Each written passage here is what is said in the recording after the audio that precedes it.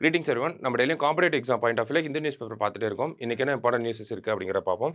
So first எடுத்தோடனே பார்த்தோம்னா நமக்கு இந்த இடத்துல சந்திராயன் 3யோட லேண்டிங் சைட்டுக்கு ஒரு பேர் வச்சிருந்தோம் நம்ம. நம்ம போன வருஷமே 2023 நம்ம பிரைம் மினிஸ்டர் லேண்ட் ஆனோடனே ஒரு பேர் சொல்லியிருப்பார். சிவசக்தி அப்படின்னு சொல்லி ஒரு பேர் சொல்லியிருப்பாங்க. அந்த பேருக்கு அஃபிஷியல் ரெகக்னிஷன் அப்படிங்கிறது கிடைச்சிருக்கு.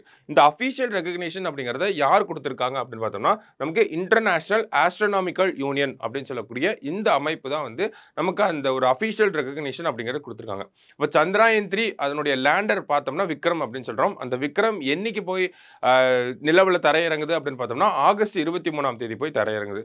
அது நிலவில் எங்கே போய் தரையிறங்குச்சு அப்படிங்கிறதும் நமக்கு எக்ஸாம் பாயிண்ட் ஆஃப் வியூல முக்கியம்.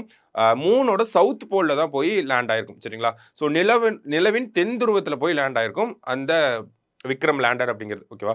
ஸோ அந்த ஒரு லேண்டான அந்த ஒரு பாயிண்ட்டுக்கு என்ன பேர் வச்சிருக்கோம் அப்படின்னா சிவசக்தி அப்படின்னு சொல்லி வச்சிருக்கோம். அது மட்டும் இல்லாமல் நம்ம சந்திராயன் 1 சந்திராயன் 2 ஆல்ரெடி அமைச்சிருக்கோம் இல்லையா? அப்போ அவங்கெல்லாம் போய் லேண்ட் ஆன இடத்துக்கு ஏதாவது ஒரு பேர் இருக்கா அப்படின்னு பார்த்தோம்னா இருக்கு. என்னென்ன பேர்கள் அப்படின்னு பார்த்தோம்னா சந்திராயன் 1 லேண்ட் ஆன இடத்துக்கு பேர் வந்து ஜவஹர் பாயிண்ட் அப்படின்னு சொல்றாங்க. ஓகேவா? ஜவஹர் பாயிண்ட் அப்படின்னு சொல்றோம். ஸோ சந்திராயன் 2 லேண்ட் ஆன இடத்துக்கு பேர் வந்து என்ன சொல்றோம் அப்படின்னு பார்த்தோம்னா திரங்கா அப்படின்றத சொல்றோம். திரங்கா அப்படின்னா தமிழ்ல மூவர்ணம் அப்படின்னு சொல்லுவாங்களே அதை தான் சொல்றாங்க. திரங்கா அப்படின்னு சொல்றோம். அடுத்து சந்திராயன் 3 இறங்கின இடத்துக்கு பேர் தான் லேண்ட் ஆன இடத்துக்கு பேர் தான் சிவ் சக்தி அப்படிங்கிறத சொல்றோம். ஓகேவா? ஸோ சிவ் சக்தி அப்படிங்கிறது சந்திராயன் 3. சந்திராயன் 3 எப்போ இறங்கியிருக்கும் அப்படின்னு பார்த்தோம்னா ஆகஸ்ட் 23ஆம் தேதி இறங்கியிருக்கும். இந்த ஆகஸ்ட் 23 என்ன செலிப்ரேட் பண்றோம்னா நேஷனல் ஸ்பேஸ் டேவா நம்ம செலிப்ரேட் பண்றோம். ஓகேங்களா? ஸோ இதெல்லாம் தான் இந்த ஒரு ஆர்டிக்கல்ல இருந்து நமக்கு எக்ஸாம் பாயிண்ட் ஆஃப் வியூல கேட்குற முக்கியமான விஷயங்களா இருக்கு. கண்டிப்பா இந்த ஒரு கொஸ்டினை நம்ம எக்ஸ்பெக்ட் பண்ணலாம். சந்திராயன் 1 சந்திராயன் 2 சந்திராயன் 3 3 பேர் இருக்கனால நமக்கு இன்கரெக்ட் பேர் கரெக்ட் பேர் இல்லை மேட்ச்ல கூட கேட்கறதுக்கு வாய்ப்புகள் இருக்கு. ஸோ நல்லா நோட் பண்ணி வச்சுக்கோங்க. சரியா? ஸோ அடுத்தது இன்னைக்கு ஒரு எடிட்டோரியல் இருந்துச்சு. ஓகேங்களா? எடிட்டோரியல் ஃபுல்லாகவே என்ன இருந்துச்சு அப்படின்னு பார்த்தோம்னா நமக்கு மார்ச் 24 அப்படிங்கிறது இன்டர்நேஷ்னல் டிபி டேவாக இருக்குது. வேர்ல்டு டிபி டேவாக இருக்குது. ஸோ அதை பற்றின விஷயங்கள் தான் எல்லாமே கொடுத்துருந்தாங்க. ஓகே, ஃபுல் அண்ட் ஃபுல் எல்லா ஆர்டிகல்ஸுமே நமக்கு வேர்ல்டு டிபி டேவை ரிலேட் பண்ணி தான் கொடுத்துருந்தாங்க.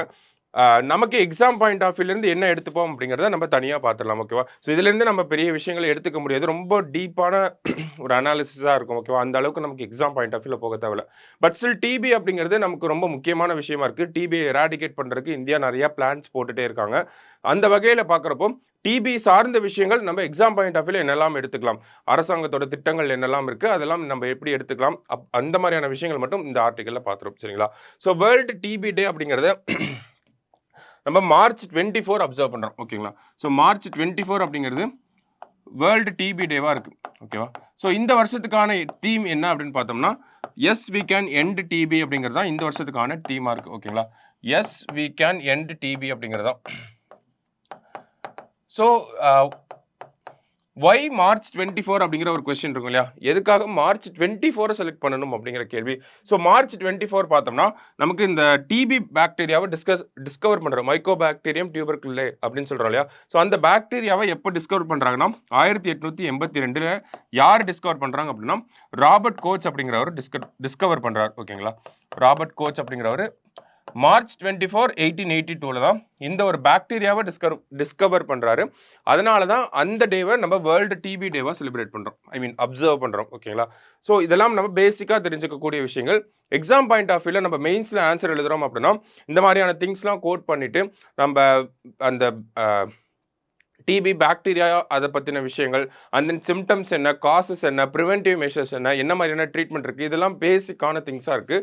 டிபி அப்படிங்கிறத இந்தியா பாயிண்ட் ஆஃப் வியூவில் பார்த்தோம்னா இந்தியாவில் தான் அதிகப்படியான டிபி கேசஸ் அப்படிங்கிறது அதிகமாக ரிப்போர்ட் ஆகிட்டே இருக்குது. இந்தியாவில் டிபியை எலிமினேட் பண்ணணும்னு ஒரு டார்கெட்லாம் வச்சுருக்கோம். அதுக்காக நிறைய ஸ்கீம்ஸும் போட்டிருக்கோம். அதெல்லாம் தான் எக்ஸாம் பேப்பரில் நம்ம வெயிட்டேஜாக இருக்கக்கூடிய பார்ட்னா அதுதான். ஓகேங்களா? என்னென்ன ஸ்கீம்ஸ் இருக்குது, இந்தியாவோட டார்கெட்ஸ் என்ன, அந்த மாதிரியான விஷயங்கள்லாம். ஸோ அதை மட்டும் நம்ம டீப்பாக பார்த்துருவோம். ஓகேவா? ஸோ என்ன மாதிரியான ஸ்கீம்ஸ் இருக்குது அப்படின்னு பார்த்தோம்னா நமக்கு இந்த டிபி எராடிகேஷன் அப்படிங்கிறத ஃபர்ஸ்ட்லேருந்தே நம்ம பண்ணிட்டு இருக்கோம். ஓகேவா? ஸோ ரொம்ப காலமாகவே இந்தியா அரசாங்கம் பண்ணிட்டு இருக்காங்க. அதில் ரீசெண்டாக இருக்கக்கூடிய ஸ்கீம்ஸ் தான் நமக்கு எக்ஸாம் பாயிண்ட் ஆஃப் வியூவில் தேவைப்படும். ஓகேவா? ஸோ அந்த வகையில் பார்க்குறப்ப நேஷனல் ஸ்ட்ராட்டஜி பிளான் ஃபார், ஓகேங்களா, என்எஸ்பி அப்படின்னா national strategy plan for TB eradication அப்படின்னு சொல்லுவோம். ஓகேவா? டிபி எராடிகேஷன் அப்படின்னு சொல்லுவோம். ஸோ இந்த திட்டம் பார்த்தோம்னா நமக்கு 2017 வந்திருக்கும். ஓகேவா? 2017 கொண்டு வராங்க. 2020 வரைக்கும் இருந்திருக்கும். பட் ஸ்டில் 2025 வரைக்கும் இப்போ எக்ஸ்டெண்ட் ஆயிடுச்சு. அப்போ 2017 to 2025 அப்படின்றத போட்டுடலாம். டிபி எல்லா திட்டத்தோட நோக்கமும் என்னதான் பார்த்தோம்னா, டிபியை எலிமினேட் பண்ணணும் அப்படிங்கிறது தான். டிசீஸோட கவரேஜை கம்மி பண்ணணும், டெஸ்டிங்கை அதிகப்படுத்தணும், டயக்னாசிஸை நிறையா பரவலாக்கணும், மருந்துகளை எல்லார் கையிலையும் கொடுக்கணும் அப்படிங்கிறது தான் எல்லா ஸ்கீமோட அப்ஜெக்டிவாகவும் இருக்கும். ஓகேவா? எல்லா அந்த எலிமினேஷன் ப்ரோக்ராம்ஸ் எல்லாத்துலேயுமே அதுதான் நமக்கு அப்ஜெக்டிவாக இருக்கும். இந்த சென்ஸ் ஒரு டிசீஸை எலிமினேட் பண்ணக்கூடிய எல்லா ஸ்கீம்ஸ்லையும். ஓகேவா? ஸோ இதுக்கும் அதே தான், டிபி எலிமினேட் பண்ணணும் அப்படிங்கிறது தான். ஓகேங்களா? அடுத்தது வேற என்ன பண்ணுறாங்க அப்படின்னு பார்த்தோம்னா, இந்த டிபி எலிமினேட் பண்ணுறதுக்காக மக்களுக்கு ஏதாவது பண்ணுறாங்களா அப்படின்றத பார்த்தோம்னா, இந்த டிபி எலிமினேஷன் அப்படிங்கிறது ஒரு ஓவரால் பிளானாக இருக்குது. ஸோ இதில் குறிப்பிட்டு மக்களுக்கு, இப்போ ஏழை மக்கள்லாம் இருப்பாங்க, அவங்களால இந்த டிபி ட்ரீட்மெண்ட்டாக எடுத்துக்க முடியாமல் இருக்கும். ஸோ அந்த மாதிரியான மக்களுக்கு ஏதாவது நிதியுதவி கொடுக்குறாங்களா அப்படின்னு பார்த்தோம்னா கொடுக்குறாங்க. ஸோ அது என்ன திட்டத்துக்கு கீழே அப்படின்னு பார்த்தோம்னா, நிக்ஷய் போஷான் அப்படின்னு சொல்கிறோம். ஓகேவா? ஸோ நிக்ஷய் போஷான் அப்படிங்கிற இந்த திட்டத்துக்கு கீழே எவ்வளோ கொடுக்குறோம் அப்படின்னு பார்த்தோம்னா, ஒரு 500 ருபீஸ் வந்து கொடுக்குறாங்க. மந்த்லி 500 ருபீஸ் அப்படிங்கிறத கொடுத்துட்டு வராங்க. ஸோ எதுக்காக அப்படின்னு பார்த்தோம்னா, அதுவும் டிபி எராடிகேஷனுக்காக தான். மாதம் 500 ரூபாய் கொடுக்குறாங்க. அடுத்தது பார்த்தோம்னா, நிக்ஷய் மித்ரா அப்படிங்கிற இன்னொரு திட்டம் இருக்குது. ஓகேவா? ஸோ இந்த நிக்ஷய் மித்ரா அதுக்கு கீழே என்ன பண்ணுறாங்க அப்படின்னு பார்த்தோம்னா, ஆல்ரெடி டிபி அஃபெக்ட் ஆன பீப்புள்ஸையும் என்ஜிஓஸ், டோனார்ஸ் அந்த மாதிரிலாம் இருப்பாங்க இல்லையா, நமக்கு வந்து ஒரு டிபி அஃபெக்ட் ஆன பேஷண்ட் ஒருத்தவங்க இருக்காங்க. ஸோ அவங்களுக்கு தேவையான மருத்துவ செலவுகளை வந்து ஒரு என்ஜிஓ அமைப்போ இல்லை ஒரு பணக்காரரோ அவங்க வந்து இவங்களை வந்து கேர் பண்ணிப்பாங்க. ஓகேங்களா? ஸோ அந்த மாதிரி அந்த லிங்கேஜை ப்ரொவைட் பண்ணக்கூடியது அந்த ஒரு ஸ்கீம் தான் பார்த்தோம்னா நிக்ஷய் மித்ரா. இதுக்கு தனியாக நிக்ஷய் மித்ரா போர்ட்டல் அப்படின்னு சொல்லி தனியாகவும் இருக்குது. ஓகேங்களா? நிக்ஷய் மித்ரா போர்ட்டல் அப்படின்னு சொல்லி தனியாக இருக்குது. ஸோ இதில் என்ன பண்ணுறாங்க, ஒரு டிபி அஃபெக்ட் ஆன பர்சன் ஒரு ரிச் பர்சனோ இல்லை ஒருத்தவங்க கான்ட்ரிபியூட் பண்ணணும்னு நினைக்கிறவங்கள அவங்க 2 பேரையும் லிங்க் பண்ணி விடுறாங்க, ஒரு என்கேஜ் பண்ணி விடுறாங்க. ஓகேவா? ஸோ அதன் மூலியமாக அந்த ரிச் பர்சன் என்ன பண்ணுவாங்க, இவங்களுக்கு தேவையான ட்ரீட்மெண்ட், அந்த மருத்துவ உதவிகள் அதுக்கெல்லாம் கொஞ்சம் கான்ட்ரிபியூட் பண்ணுவாங்க. ஓகேவா? ஸோ அந்த திட்டம் தான் நிக்ஷய் மித்ரா அப்படிங்கிற திட்டம். ஓகேவா? ஸோ அடுத்தது பார்த்தோம்னா கடைசியாக நமக்கு நம்ம பிரசிடென்ட் இருக்காங்க இல்லையா, பிரசிடென்ட் அவங்க பதவிக்கு வந்ததுக்கு அப்புறமா ஃபர்ஸ்ட் ஸ்கீமா இதை தான் லான்ச் பண்ணியிருப்பாங்க. என்ன திட்டம் அப்படின்னு பார்த்தோம்னா, பிரதான் மந்திரி டிபி முக்த் பாரத் அபியான் அப்படின்னு சொல்லுவாங்க. ஓகேவா? ஸோ பிரதான் மந்திரி, பிஎம் அப்படின்னா பிரதான் மந்திரி டிபி முக்த் பாரத் அப்படிங்கிறது தான் இந்த திட்டத்தின் பேர். ஓகேங்களா? ஸோ டிபி முக்த் பாரத் அபியான் அப்படின்னு சொல்லுவாங்க.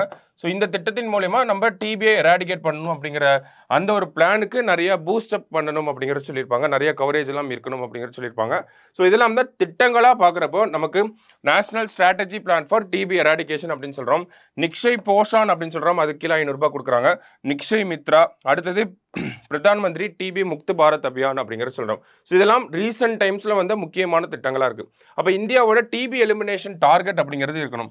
அந்த டிபி எலிமினேஷன் டார்கெட் அப்படிங்கிறத பார்த்தோம்னா, இந்தியாவோட டார்கெட்டை பொறுத்த வரைக்கும் ஒவ்வொரு டிசீஸ்க்கும் ஒவ்வொரு டார்கெட் வச்சிருப்போம். அதில் டிபி எலிமினேஷனுக்குன்னு பார்த்தோம்னா 2025 நம்ம டார்கெட்டாக வச்சிருக்கோம். ஓகேவா? 2025க்குள்ள டிபியை எலிமினேட் பண்ணணும் அப்படிங்கிறது தான் டார்கெட். அப்போ நம்ம சொன்னோம், இந்தியா தான் அதிகப்படியான இந்த டிபி கேசஸ்லாம் இருக்குது, அதிகமாக ரிப்போர்ட் ஆகிட்டு இருக்கு புதிய கேசஸ்லாம், வேர்ல்டுலேயே அதிகமான கேசஸ் நம்மக்கிட்ட இருக்குது அப்படிங்கிறத சொல்கிறோம். அப்போ ஒரு வருஷத்துக்குள்ளே இந்த டிபி எலிமினேட் பண்ண முடியுமா அப்படின்னு கேட்டால் அந்த டேர்மில் தான் நமக்கு ரொம்ப கான்சன்ட்ரேட் பண்ணணும். எலிமினேஷன் அப்படின்னா மொத்தமாக இந்த டிசீஸை இந்தியாவிலேருந்து தூக்குறது கிடையாது. ஓகேங்களா? இந்தியாவிலேருந்து மொத்தமாக எலிமினேட் பண்ணுறது கிடையாது. புதுசாக யாருக்கும் டிசீஸ் பரவாமல் இருக்கிறது தான் எலிமினேஷன் அப்படிங்கிறத சொல்கிறாங்க. ஓகேவா? எலிமினேஷன் இந்த சென்ஸ் என்ன சொல்கிறாங்கன்னா, ஒரு நல்லா ஹெல்த்தி பர்சனுக்கு அந்த டிசீஸ் போகாமல் இருக்கணும். அந்த மாதிரி யாருக்குமே புது கேசஸ் ரிப்போர்ட் ஆகக்கூடாது. ஓகேவா? அதுதான் எலிமினேஷன் ஆஃப் டிபி அப்படின்னு சொல்கிறாங்க. இதுவே எராடிகேஷன் ஆஃப் டிபி அப்படின்னு சொன்னாங்கன்னா தான், ஓகேவா, இந்தியாவிலேருந்து டிபியை முற்றிலுமாக ஒழிக்கணும் அப்படின்னா அதுக்கு எராடிகேஷன் அப்படிங்கிற டேர்மை பயன்படுத்துவாங்க. அந்த எராடிகேஷன் அப்படின்னா இந்தியாவில் யாருக்குமே டிபி இருக்காது. எப்படி இந்தியாவில் போலியோ அப்படிங்கிறது சுத்தமாக இல்லையோ, அந்த மாதிரி டிபி அப்படிங்கிறது சுத்தமாக இருக்குது. புதுசாகவும் யாருக்கும் வராது. பழைய கேசஸ், ஐ மீன் எல்லாருமே இருக்கக்கூடிய பர்சன்ஸ் கூட டயக்னோஸ் பண்ணியிருப்பாங்க. ஓகேவா? ஸோ அந்த மாதிரியான டேர்முக்கு வந்து எராடிகேஷன் அப்படின்னு சொல்லுவாங்க. எலிமினேஷன் அப்படின்னா புதுசாக யாருக்கும் அந்த நோய் பரவாமல் இருக்கிறது தான் எலிமினேஷன் ஆஃப் டிபி அப்படின்னு சொல்கிறோம். அப்போ அந்த டிபி எலிமினேஷன் டார்கெட் அப்படிங்கிறது 2025 அப்படின்னு சொல்லி இந்தியன் கவர்மெண்ட் வந்து வச்சிருக்காங்க. சரிங்களா? ஸோ அப்போ இதெல்லாம் தான் நமக்கு டிபி ரிலேட்டடாக நமக்கு எக்ஸாம் பாயிண்ட் ஆஃப் வியூவில் both prelims and largely mains point of வியூவில் நம்ம தெரிஞ்சுக்க வேண்டிய விஷயங்களாக இருந்துச்சு. சரிங்களா? ஸோ மற்றபடி பார்த்தோம்னா இன்றைக்கி நியூஸ் பேப்பரில் வேறு எதுவும் பெருசாக எக்ஸாம் பாயிண்ட் ஆஃப் வியூவில் எடுத்துக்கிறதுக்கு இல்லை. ஓகேவா? ஸோ இன்றைக்கி நியூஸ் பேப்பரில் மற்றபடி இம்பார்ட்டண்ட்டாக டைம் ஸ்பெண்ட் பண்ணுற அளவுக்கு இம்பார்ட்டண்ட்டான விஷயங்கள் எதுவும் இல்லை. ஸோ ஆனால் டிபி பற்றின விஷயங்களை நல்லா பார்த்து வச்சுக்கோங்க. அது போத் ப்ரிலிம்ஸ் அண்ட் மெயின்ஸில் யூஸ் ஆகும். சரிங்களா? ஸோ நாளைக்கு நியூஸ் பேப்பரில் மீட் பண்ணலாம். தேங்க்யூ.